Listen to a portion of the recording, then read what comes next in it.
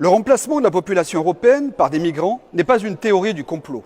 C'est une recommandation officielle de l'Organisation des Nations Unies. En juin 2018, la division de la population du département des affaires économiques et sociales de l'ONU a publié un rapport en anglais intitulé « Migration de remplacement, solutions pour les populations en déclin et vieillissantes ». La totalité du rapport de l'ONU annonce une immigration minimum qui permettrait le maintien stable de la population européenne, soit 520 millions. C'est pour payer les retraites, disent-ils. Mais les chiffres énoncés sont vertigineux. Selon l'ONU, l'Europe devrait accueillir, tenez-vous bien, 160 millions de migrants avant 2025. 160 millions de migrants sur 520 millions d'habitants. Dans 7 ans, pour stabiliser la démographie de l'Europe, c'est un tiers des Européens qui sera remplacé par une population d'origine immigrée. Quant à la France, qui déborde déjà de migrants depuis 40 ans, elle devra encore absorber 925 000 migrants chaque année jusqu'en 2025, soit près de 7 millions supplémentaires. Ce nouveau cadre immigrationniste mondial s'appelle le Pacte mondial sur les migrations, qui doit être signé à Marrakech par les États membres de l'ONU les 10 et 11 décembre 2018. La Hongrie, l'Italie, l'Autriche, Israël, etc., dirigés par des gouvernements responsables et respectueux de leur peuple, ne signeront pas ce pacte avec le diable. Macron, lui, va signer dès demain, le 10 décembre. Une prime de 2 500 € pour les migrants, une prime destinée à les pousser à quitter le territoire français. C'est l'annonce hallucinante faite mercredi par l'OFII, l'organisme chargé de leur accueil et de leur gestion. 2 500 €, c'est ce que gagnent de nombreux Français après 2 mois de travail. Enquête, Natacha Königsberg.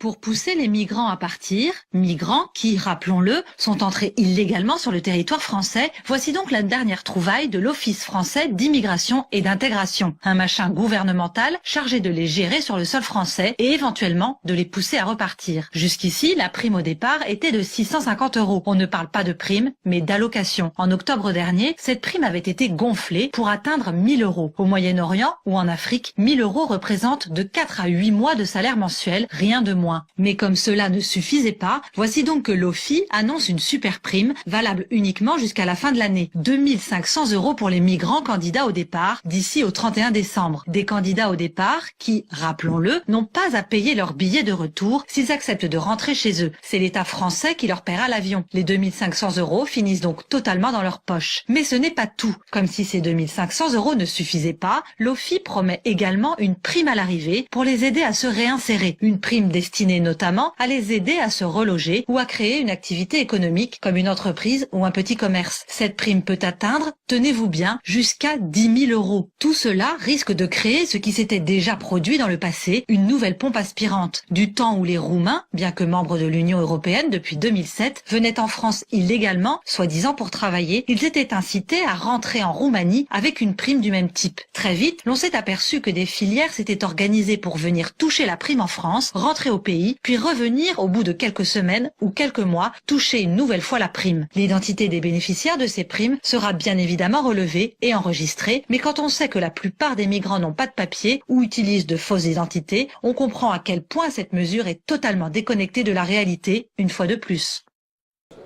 Et comme toujours, la propagande institutionnelle ira bon train pour nous faire croire que l'immigration est une chance pour l'Europe et une chance pour la France. Pour masquer l'échec total de l'Union européenne, les eurofédéralistes ont opté pour une immigration économique de masse. Des travailleurs immigrés qui accepteront, eux, d'être en plus sous-payés à 1 € de l'heure, contrairement aux citoyens européens. C'est un immense aveu de la superclasse apatride. Leur modèle ultralibéral mondialisé a besoin d'une immigration de masse et d'une absence de frontières nationales pour maintenir leurs super profits financiers mondiaux. Parallèlement, depuis 2015, les eurofédéralistes du Parlement européen poussent la Commission européenne à inventer une nouvelle filière d'immigration. Leur dernier délire est de profiter du réchauffement climatique pour imposer un nouveau statut de réfugiés climatiques qui deviendront de fait inexpulsables à terme.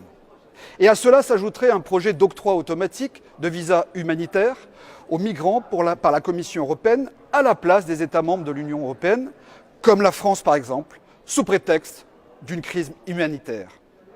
Avec la complicité des eurofédéralistes immigrationnistes, l'Europe est à la veille d'un tsunami migratoire de type invasion, colonisation. Cette superclasse de dirigeants mondiaux représentés par Mme Merkel, M. Macron, M. Juncker, M. Draghi, Mme Lagarde, sont des fous et des criminels économiques.